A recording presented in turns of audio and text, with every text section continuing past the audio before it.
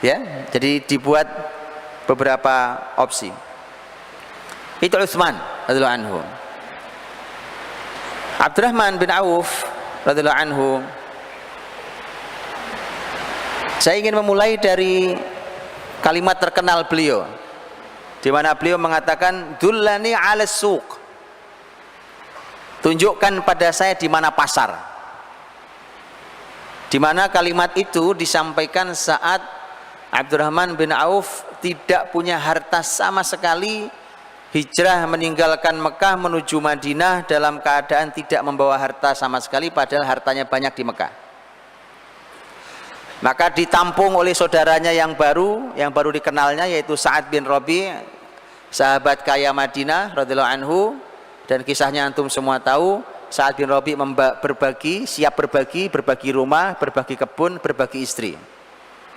Berbagi istri maknanya adalah, saya ceraikan, mana yang kamu mau dari salah satu istri saya, kalau itu yang paling kau minati maka silakan ambil, nanti selesai masa iddahnya silakan kamu nikahi. Itu maksudnya. Nah ini, maka Abdurrahman mengatakan, barakallahu fi ahlikum, fi amwalikum wa ahlikum. Semoga Allah memberkahi hartamu dan keluargamu. Semoga Allah berkahi keluargamu dan hartamu. Artinya saya tidak ambil, semoga Allah berkahi. Kamu sudah berniat baik, didoakan keberkahan. Dullani 'ala suq, tunjukkan di mana pasar.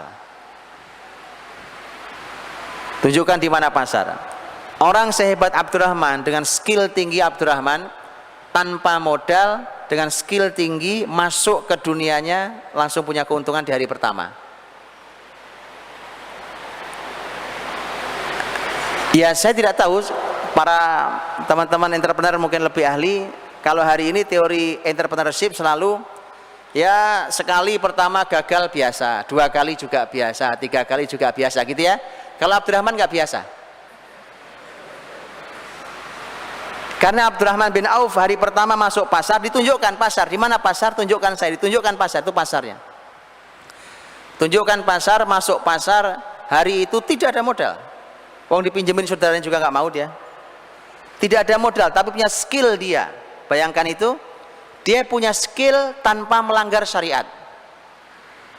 Karena hari ini kita kadang-kadang diajari skill, tapi tidak peduli halal haramnya. Ya. Abdurrahman bin Auf dengan skill tingginya masuk ke pasar, kemudian beliau hari itu dia mendapat keuntungan. As-samin wal aqid. Samin itu minyak samin tuh, samin. Aqid itu susu yang dibekukan. Dia kurang lebih lah, gitu ya, kurang lebih aqid namanya. Itulah 2 keuntungan yang didapat oleh Abdurrahman bin Auf. Begitu ditelateni setiap hari sampai dia bisa beli emas. Emas pertama yang dia beli tidak terlalu banyak memang, tapi lumayan. Ya nawati min dhahab. Ada emas walau tidak besar. Begitu dia punya emas walau tidak besar, langsung nikah. Nah, itu. Jadi begitu harusnya antum. Sudah duit sudah punya, sekolah sudah selesai, nikah enggak, maunya apa? Iya toh? Makanya, jadi teman-teman, itu Abdurrahman. Makanya pagi hari bertemu Nabi Shallallahu Alaihi Wasallam dalam keadaan wangi, rambutnya klimis sekali.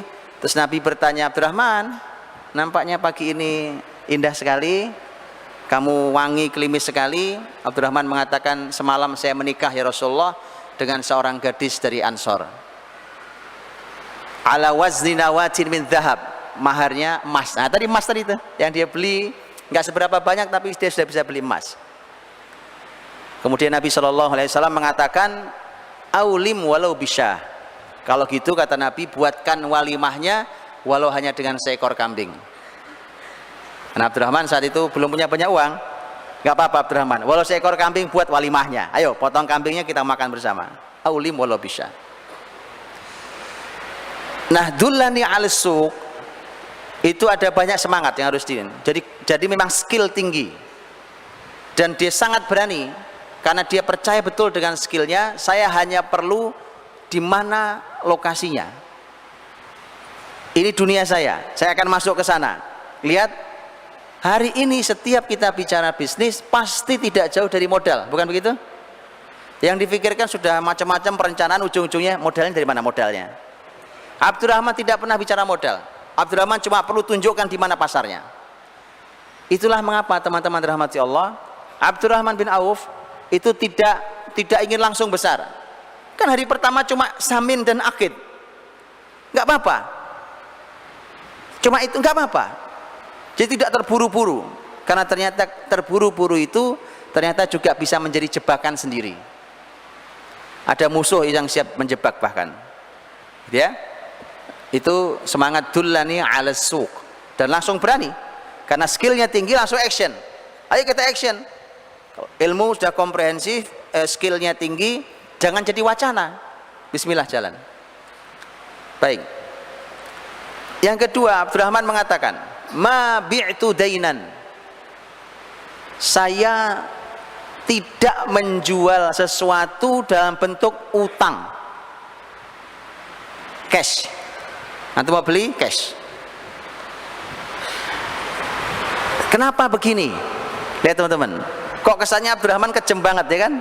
Masuk mas saudara tidak mau bantu? Tidak. Kalau urusan bantu jangan tanya. Saya sudah sering sampaikan, Abdurrahman bin Auf itu, Masya Allah, hartanya ditebar di masyarakatnya. Ditebar di masyarakatnya, Pak.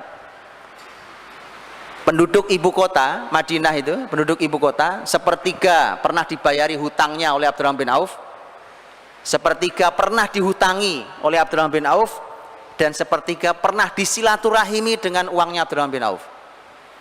Bisa sering sampaikan. Artinya kalau urusan sodako, jangan tanyakan itu. Tapi sekarang saya sedang bisnis, bukan? Yang hasilnya akan saya sodakohkan lagi. Kalau akad kita bisnis, maka tidak ada utang. Antum mau beli cash. Kenapa? Ini yang mulai harus kita tumbuhkan. Budaya ngutang itu tidak benar. Ngutang boleh, tapi budaya hutang tidak benar. Maka saya mohon maaf sebesar-besarnya. Kalau orang megang kartu kredit, Pak, kemudian nanti umpamanya, mohon maaf sekali lagi, umpamanya kemudian dibilang, tapi ini Pak kartu kredit syariah. Oke? Mohon maaf saya cuma bertanya, tolong dijawab, di mana syariahnya membuat hutang menjadi sistemik? Kalau ngutang boleh, benar. Hutang boleh, benar. Nabi pun ngutang. Boleh hutang itu. Dengan syarat, bisa bayar, bertekad membayar, dan seterusnya. Tetapi dengan kartu, kita pegang kartu kredit, maka hutang menjadi sistemik. Karena kemanapun kita beli tinggal gesek, betul? Hutang menjadi sistemik itu, saya mohon diajari, di mana syariatnya itu? Di mana syariatnya menjadikan hutang sebagai sistem? Rasul Shallallahu Alaihi Wasallam ketika bicara tentang jual beli, Nabi mengatakan yadan biyadin, ha biha. Artinya tangan ketemu tangan. Yadan biyadin, artinya cash. Mana uang antum? Ini barang saya punya. Cash. Membiasakan cash itu luar biasa, teman-teman. Karena hari ini ternyata, Masya Allah, karena hutang dibuat sistemik, akhirnya orang mengambil keuntungan dari hutang itu. Akhirnya orang beli cash malah susah dapat barangnya. Yang begini ini perekonomian yang sebentar lagi roboh. Karena ini perekonomian tidak normal. Coba saya tunjukkan. Kalau Anda ingin menjual, Anda menjual barang, kemudian orang datang ngutang, orang datang ngutang. Normal itu? Gak normal. Anda mungkin akan jawab, Pak, tapi itu ada lembaga keuangan yang mengcover itu, bukan si tokonya. Tokonya sih dapat cash. Ada lembaga keuangan. Justru itulah kemudian lahirnya lembaga-lembaga keuangan yang fungsi uang menjadi sangat berkuasa, uang itu. Padahal uang itu dalam Islam dibatasi hanya sebagai alat tukar, tidak lebih. Ketika uang kekuasaannya melebihi alat tukar, maka yang muncul nanti adalah dosa, diantaranya riba. Karena riba itu membuat uang menjadi komoditas, kan begitu, menjadi barang yang dijual dan seterusnya. Maka dari itu teman-teman, Nabi Shallallahu Alaihi Wasallam memotivasi muslimin untuk bahwa sebenarnya semuanya cash. Dalam urusan hutang boleh, tapi Nabi mewanti-wanti luar biasa. Jadi wanti-wanti sangat luar biasa tentang masalah hutang. Dan Masya Allah, andai Rasul hidup hari ini, Pak, kemudian meninggallah kita, rasanya tidak ada yang disolati Nabi Shallallahu Alaihi Wasallam, karena Nabi tidak mau menyolati sahabat yang masih punya hutang. Apa enggak sedih? Sangat sedih. Nabi SAW suatu saat mau menyolati jenazah, kemudian Nabi bertanya, ada hutangkah ini? Ada ya Rasulullah. Kata Nabi, sholat kalian saya nyolatkan, saya tidak mau nyolatkan. Kemudian seorang sahabat mengatakan, ya Rasulullah, dia punya hutang 2 dinar, kalau saya tidak salah 2 dinar, dan saya yang nanggung. Nabi kemudian sholatkan, Nabi mau menyolati. Esok harinya sahabat yang menanggung laporan, ya Rasulullah, utangnya sudah saya bayar. Nabi mengatakan, al-an baru dajil tuh, sekarang sudah dingin kulitnya. Paham maksudnya? Utang tuh bikin panas, teman-teman. Itu istilah Nabi, orang meninggal panas kulitnya gara-gara utang. Begitu kau sudah bayar, sudah dingin kulitnya sudah. Sampai begitu ya. Saking bahwa dalam Islam itu didorong untuk cash segala sesuatu. Saya ingat betul, dulu waktu saya ngaji, salah satu syekh tempat saya mengaji, Syekh Muhammad Mukhtar Syingkiti hafizallahu taala, saya ingat betul beliau mengatakan bahwa andai ekonomi transaksi hari ini di dunia cash, yadan biyadin tadi, tangan ketemu tangan tadi, maka tidak ada masalah di perekonomian hari ini. Karena hari ini serba utang jadi tambah ruwet. Karena hutang dibikin sistem di belakangnya, bikin lagi belakangnya, bikin lagi asuransi belakangnya, bikin lagi asuransi diasuransikan lagi, ruwetnya luar biasa. Hah? Kata Abdurrahman, ma bi'tu dainan, saya kalau jualan nggak ngutang. Ini juga bukti, teman-teman rahmati Allah Subhanahu Wa Taala, kita belum bisa bertransaksi seperti sahabat. Sahabat itu kalau waktunya sedekah nggak pakai hitungan, betul tadi? Ratusan miliar dia sedekahkan, ya. Utsman tadi 440 miliar rupiah sedekahnya. Kalau sedekah jangan tanya, tapi kalau urusan jual beli, walau hanya 1 dirham kasih ke saya, ini uang saya 1 dirham. Apa arti 1 dirham dibandingkan uang sebanyak itu? Kan nggak ada artinya. Itu artinya para sahabat memilah betul, kita lagi ngapain nih, lagi bisnis atau lagi sedekah. Dua-duanya konsep dalam Islam. Hari ini kita campur aduk, gara-gara kita tidak ngerti ilmu yang komprehensif. Umpamanya dengan semangat hari ini, dengan semangat kita hari ini, ayo teman-teman kita membuat produk muslim. Umpamanya ya,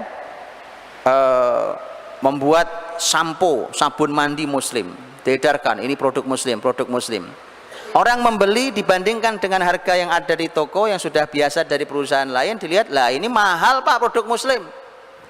Penjualnya mengatakan, kamu itu niat sedekah kenapa sih? Tanyakan pada yang jual, Mas, Anda lagi jualan atau pengen disedekahi? Paham maksud saya? Abdurrahman bicara tentang masalah bisnis, saya bisnis, utang tidak ada utang. Kalau urusan mau bantuan, saya kasih sedekahnya, bukan utang. Saya kasih sedekahnya. Bisa dipahami? Dibedakan hal itu. Terus bagaimana Pak? Itu pikirkan itu. Itu kenapa tolong diilmui. Semangat tidak cukup, tolong diilmui. Kemudian Abdurrahman mengatakan, walastaqlaitu ribhan. Ini yang tadi saya bilang. Persis juga kalimat lain, walam urid an arbah katsiran. Kalau yang walastaqlaitu ribhan artinya saya tidak pernah menganggap sedikit keuntungan itu. Berapapun keuntungan tidak pernah saya anggap sedikit. Berapapun sedikitnya saya anggap itu untung. Bukan untungnya sedikit, tetapi sedikit apapun ini untung. Paham ya? Dan walam urid an arbah katsiran, saya tidak ingin untung banyak. Itu konsep Abdurrahman, Pak. Kurang lebih sama dengan kalimat Utsman radhiyallahu anhu. Ternyata itu konsep sahabat. Mengapa? Walaupun boleh, tapi dalam Islam teman-teman, itulah mengapa saya sering katakan naiklah naiklah dari pembahasan sekedar naiklah dari pembahasan fikih muamalah halal haram kepada pembahasan yang lebih tinggi. Ada dua jenjang begini. Ini halal haram, ini mulia. Ini sudah halal, baik, silahkan diambil, boleh antum ambil. Tapi ini mulia. Ambil keuntungan, saya buat ambil keuntungan 100%, 200%, boleh, silahkan ambil. Tapi tidak mulia karena kita kehilangan rahmat Allah. Karena Allah merahmati siapapun yang lapang saat menjual, lapang saat membeli. Bisa dipahami ya? Jadi artinya, makanya kalau belajar tentang seperti ini, cuma belajar tentang tips, triknya, dan tidak tahu pondasi dasar sahabat dulu ahli Quran, mendarah daging Quran dalam dirinya, kalau disampaikan Nabi ampunan, rahmat, itu mereka kejar habis-habisan, gitu ya. Nah kalau tidak seperti itu, maka hasilnya tidak akan baik, Pak. Kita belajar seperti ini. Baik, saya tidak mengharapkan untung yang banyak, kata Utsman. Walam ashtari ma'iban. Kalau tadi Utsman mengatakan saya tidak membeli barang yang tua, kalau Abdurrahman mengatakan saya tidak membeli barang yang cacat. Jadi saya nggak jualan barang cacat. Boleh orang jual barang cacat tapi dijelaskan atau ditunjukkan kepada pembelinya, sebagaimana pembahasan dalam fikih raddul mabi' bil aib. Jadi mengembalikan barang dagangan karena cacat. Ada ilmu fikih sendiri, ya. Tapi artinya bahwa kata Abdurrahman, saya tidak membeli barang yang cacat. Kemudian terakhir Abdurrahman mengatakan wallahu yubarik liman yasha, dan Allah memberkahi pada siapa yang dikehendaki. Ya, jadi sahabat Masya Allah beliau nggak jauh dari berkah yang dikejar oleh mereka. Baik teman-teman, waktu saya tidak